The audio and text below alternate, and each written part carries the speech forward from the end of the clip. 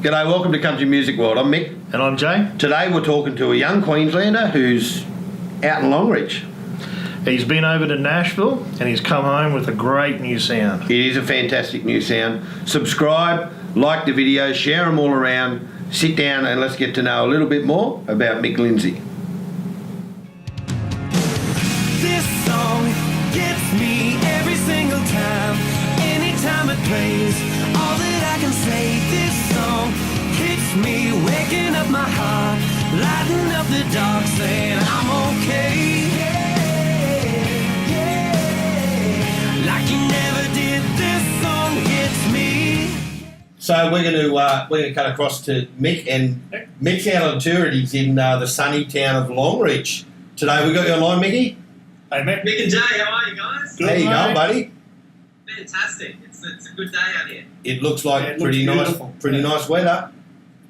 Yeah, I suppose it's pretty warm on anyone's scale, but yeah, it's definitely a good day in Longreach. And Yeah. we've just had a bit of rain out here too, pretty recently, so everything's looking green and the air's nice and fresh, and yeah, it's good. Yeah, you got to love that, Mick. Mate, Few what? flies around, that Queensland wave going. You gotta love the Queensland flies. They're pretty friendly, mate. So we hope they don't go up your nostrils or in your mouth during I'm just this. sitting here like this. Yeah. Mate, what got you into country music in the first place, Mick? What started it all for you? You know, I started back at school. In year 12, I had a buddy who was doing a country music competition, like a talent quest, and there's a lot of those all around Queensland. And he said, "Oh, why don't you come out?" And I was just starting to play a little bit of guitar, and country music is sort of what I grew up with. And I'm like, "Yeah, I'll give it a go." So I went out and went in a talent quest for the first time. I remember there was 4 people. There was 3 people in the talent quest, and I was the last entry. And 2 were fantastic. One guy was absolutely awful. and I thought, if I come last here, I'm giving up music and I'm not doing it again.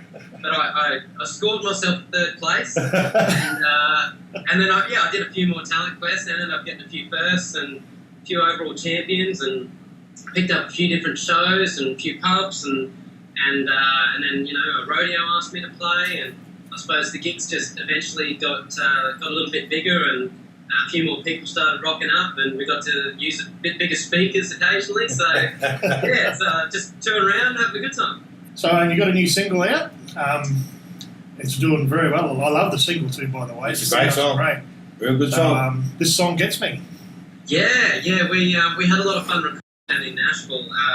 I did my first album. I wrote pretty much all the songs on my first album and recorded it for the most part in Australia.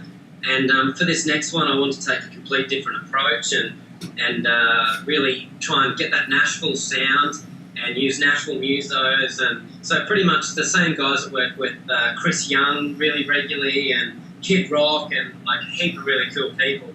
So we were lucky enough to work with some of the best in the industry, and it was really exciting. It definitely sounds. We got what we wanted. Yeah, you know what, Mick? If that's what you were, there we go. if that's what you were chasing, mate, that's what you got, because it's as Nashville as I've heard in a good way. I mean, I encourage people to get out and evolve the music as it's happening, and the fans are saying that they want more of this stuff. We love the old stuff here, but the new stuff is happening whether we want to go with it or not. But I don't think there's anything that I've heard at the moment that's as far out as yours. And I don't think that's the bad thing. I actually think that's pretty good, and I applaud you for taking the big leap. Oh, thanks, mate. Yeah, it's I feel like a lot of Australian artists, like female artists, are really trying to branch out and really. A car just started up there. I'm not sure if you can still hear me very well. Yeah. It's live and raw and real. It's real. I love it. I guess a lot of female artists are doing really new sounding country, and I'm really digging a lot. But I don't feel many Australian male artists are really embracing the Nashville sound and really releasing something of that international sort of quality. So that's kind of what we really want to try for, is try and really develop that new sound and start using some pop synths and different stuff, but still keep it kind of that country feel still. So yeah, really happy with how it all turned out, and we got the sound we were looking for. Mick, are you finding that the crowds are loving it, or are you finding they're still a little bit on the fence? You're seeing a clear, yes, this is great, or, well, we're not sure. What's your take on it?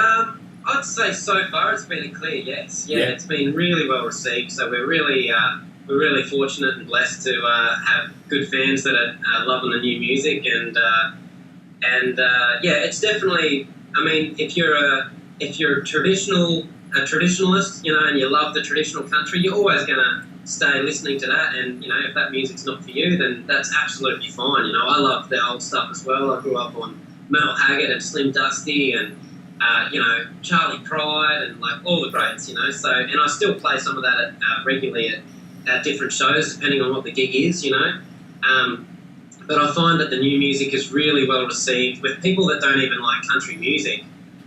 They're like, what, this is country music? Like, oh, wow, you know. So I think it's a good thing to get, you know, the mainstream fans and pop fans and everything to come across and actually check some country music out. And I think it's a good thing to help promote country music as well. Yeah, I agree with that. I think, you know, there's so much diversity happening in our industry at the moment, and you know, and like I say, I'll always encourage it. You know, whether or not I like it particularly doesn't matter. You know, that's irrelevant. But that's the beauty about it for the fans, is they don't have to like it all. But, you know, I'm glad that you mentioned that you still do bring those old songs into your shows, Mick. We've done gigs together over the times, and now we have. We cut our teeth on that stuff, you know. So absolutely, you know, no one can ever sit here and say, "Oh, he's not country, he's not." Well, I can vouch for you that you are, and you know. So you're just doing something that brings in a broader range of people, and that can only be a good thing for our industry, Yeah, I think. I think broadening the appeal of country music is what it's all about. Like Garth did when Garth came out, he had the big rock show. Yeah. And look at the fans he brought into country music. Yeah. And I think it's like guys like yourself are going to be the next era of that. Yeah. I think. Absolutely. Well, it's funny that you mentioned that, Jay, because Garth Brooks is, you know, one of my idols, I guess. And when I was looking at his career and what he achieved and everything, I mean, there was a lot of people saying that he wasn't country, you know, and he's too rock and roll and everything. But like what Garth said, you know, Garth is the country element to the music. It doesn't matter whether there's, you know, it's a bit more rocky or a bit more this and that, the other, you know. He's still got a country base, and he's still very country in his mannerisms and his talking and everything about him. You know, he's country to the bone. You know, yeah, he is. I think you know, I definitely haven't changed that element of who I am at all. I just feel like we've progressed musically a little bit, and we're releasing something that's a little bit more today and tomorrow, rather than, you know, stuff that was around 20 years ago. Not that that's a bad thing at all. No, all power to you, mate. Yeah, absolutely. Well, you're supporting country music in every aspect of you. I mean, you're proudly waving a country music banner, and that's hat off to you, man. I'm out here in Longridge at the moment. Yeah, exactly. Living in the proof, right there. I travel all in the little country towns, and I guess it's kind of funny because the smaller the country town, the more they're like, oh no, we don't listen to country music out here, and they're trying to be all new and hip and listen to the rap and all this stuff. So when you come out with something that the oldies still like, it's still a bit of country, it's still relatable, and the young people can get up and dance to, and it seems to be really well received. So yeah, happy with how it's all going. How you going with those flies, mate? Yeah, I've just started the food. So you got food and milkshake. At the cafe.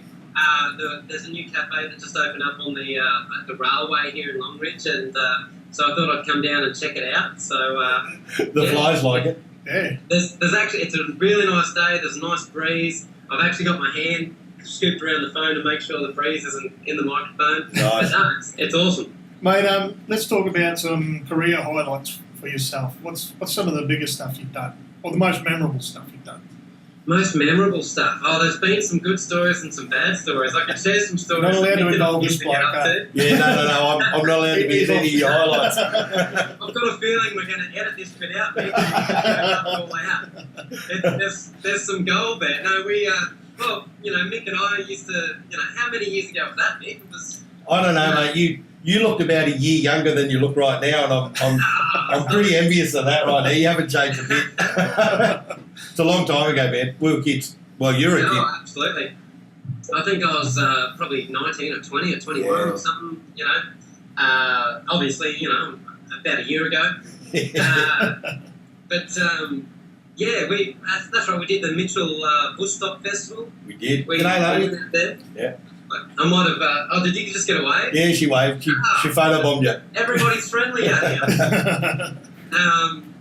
Yeah, I remember you were busting out a few guitars. You're actually one of my first sort of inspirations to, you know, see some wicked guitar playing and stuff. It really inspired me to learn some new chords. I only had a G, C, and D, but I've lashed out in the last few years, and I've learned an E minor as well, Mick. So, I'm very proud of your guitar playing skills, mate. It's only taken you about 10 years to work out that fifth chord. Yeah. No, you've done well with it. Now, he's talking about running up to Mitchell. Now, if you want to go into that one there, Mick. Yeah. I You were driving, Mick. I crashed his car. I hit a kangaroo. I was driving and I was promoting how many years I'd been doing on the road and how you get round kangaroos. Do you remember that, to give the boys the whole story on, if you see a kangaroo, you never swerve and you just do this and they'll jump. Well, it wouldn't have been 5 minutes later. 5 minutes. We hit this kangaroo and I couldn't believe it. I felt like such a jackass and I crashed his car.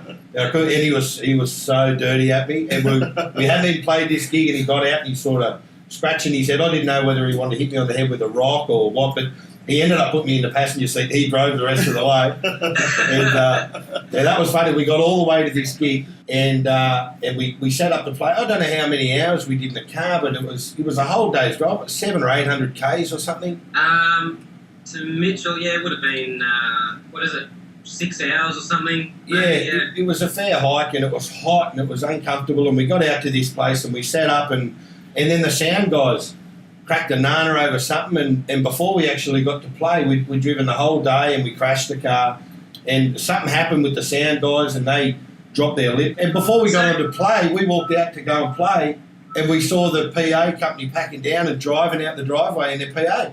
And they left everyone standing. I remember the story. What happened was it started raining a little bit and we're like, you know what, let's move it inside and we'll just scale it down. And, a lot of people drove a lot of kilometres to come out to all those country shows and it's the highlight of their month or, quarter or, it's really important having live entertainment in all these little country towns. And, there was a lot of people there in the wet weather and we had to shut the whole thing down. So I came up with this genius plan of let's move it inside, let's keep it just low scale and we'll just plug 2 speakers or, and a microphone and we'll make something happen. These people deserve a good night, So we moved all the backline, all the drum kits, guitar amps and everything all upstairs and the production company sort of packing down, this big storm's rolling in and then they put it all in the van, drove around to where the inside thing was and just kept driving straight out the gate and straight back to Brisbane. And they left us hanging. We're out of here,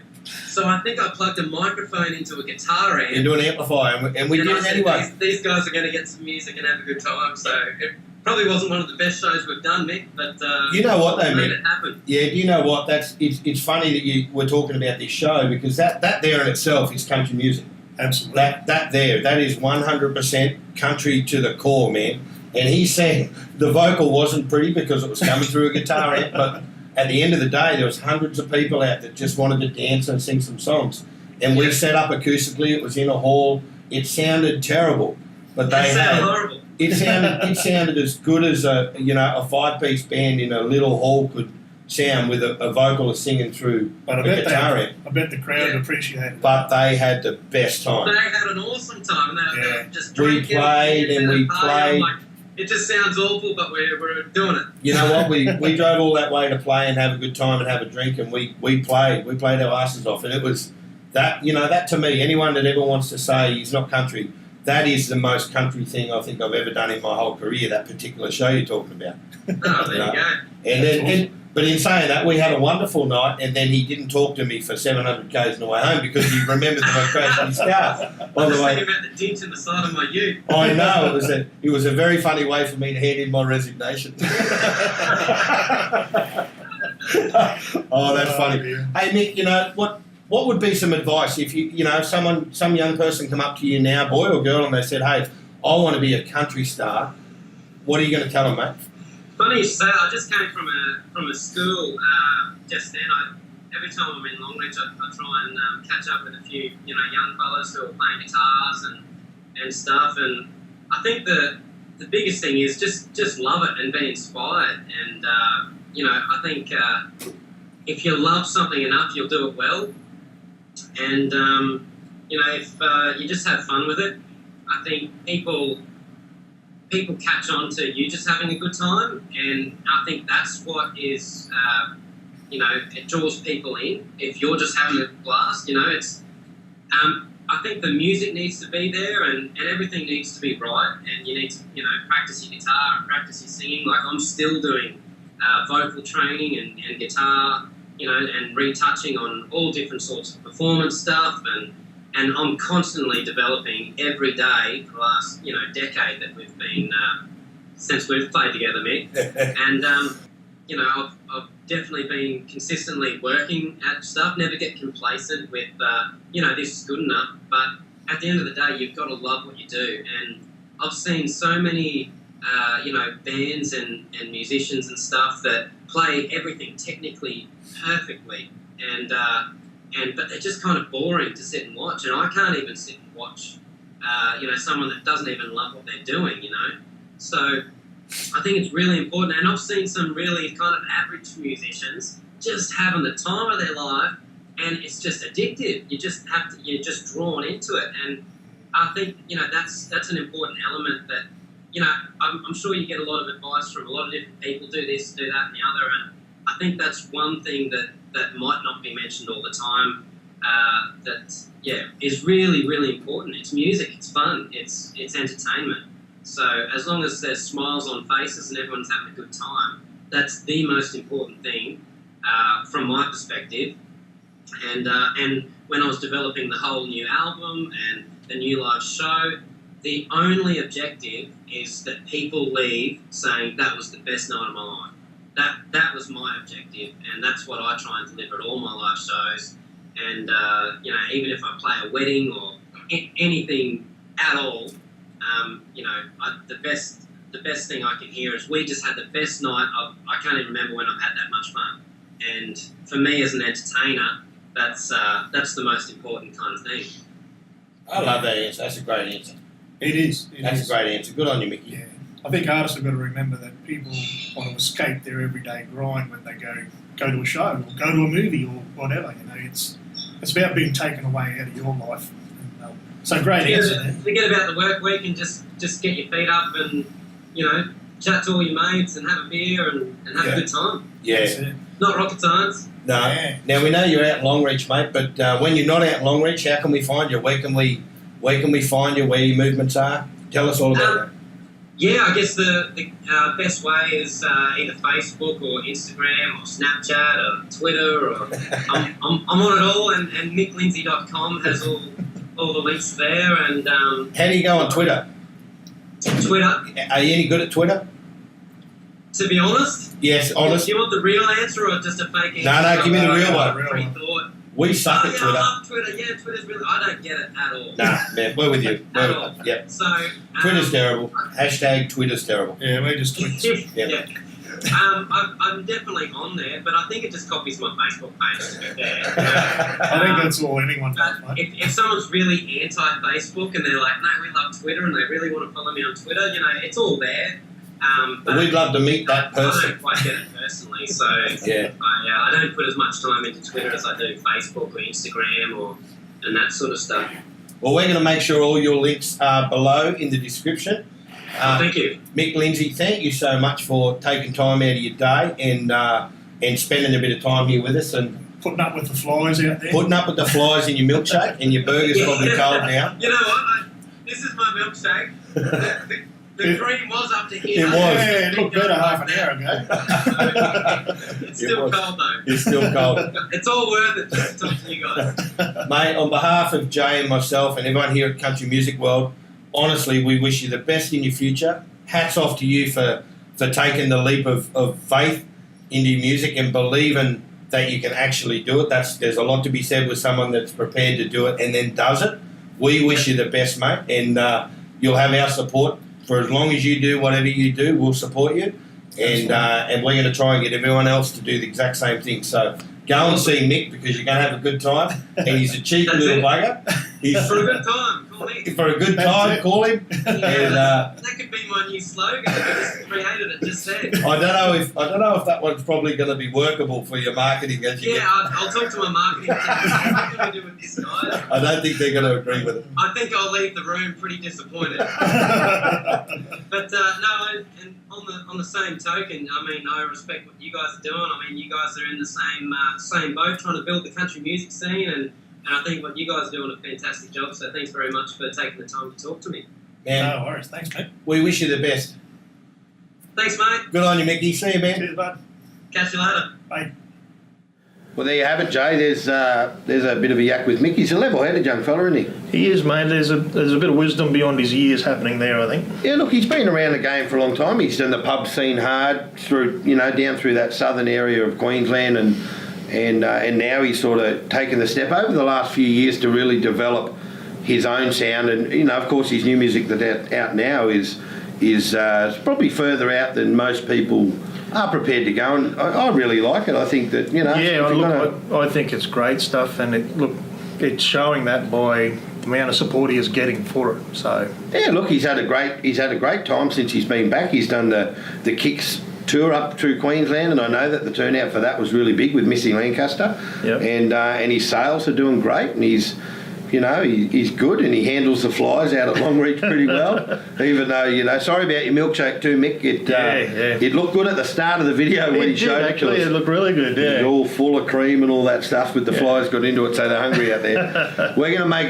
sure all Mick's links are below, so you can follow his journey, and I think it's going to be an entertaining ride. Not to say the least. I think he's got a long way to go, mate, yeah. Yeah. Good luck to you, Mick. On behalf of Jay and myself and everyone here at the Country Music World, we wish you all the best in your future, mate. Check out Mick Lindsay. Do you love country music? We love country music. Country Music World are giving you and a friend the opportunity to go to the Denny Ute Muster for free. All you have to do is subscribe to our channel, then head on over to Facebook via the link in the description below. When you get to Facebook, you're going to have to like and share the post that's going around there at the moment. And you could be on your way to see Keith Urban, John Williamson, Troy Casadale, James Rain, Shannon Knoll, and heaps more. all thanks to the Denny Ute Muster and Country Music World.